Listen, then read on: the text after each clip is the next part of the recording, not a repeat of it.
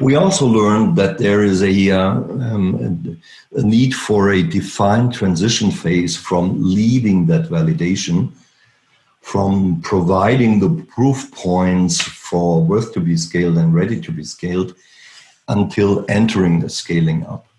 And we found that in that transitional phase, 5 pieces are essential. One, you want to pressure test some key assumptions on ready to be scaled. You want to bring in experts that take a hard look at the technical platform. You want to have a close look if the go-to-market approach, if it builds on partners, is really scalable, etc., etc.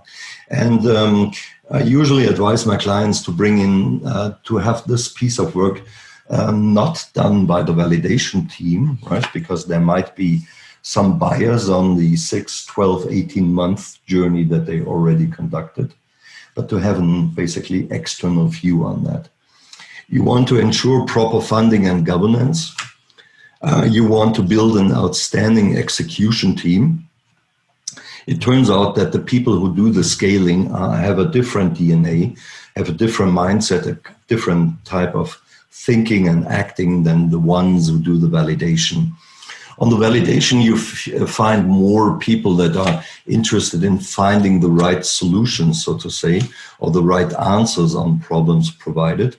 Whereas in scaling up, it's much more on execution. So we typically do a team review in finding out if the fit of the people that made the validation to that scaling up issue is really there.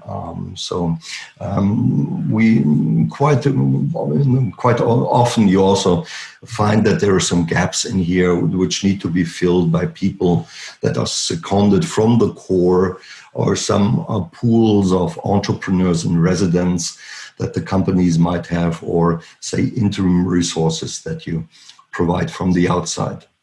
You need to arrange the collaboration model between the core and the scale-up if you want to leverage the corporate assets for an unfair advantage.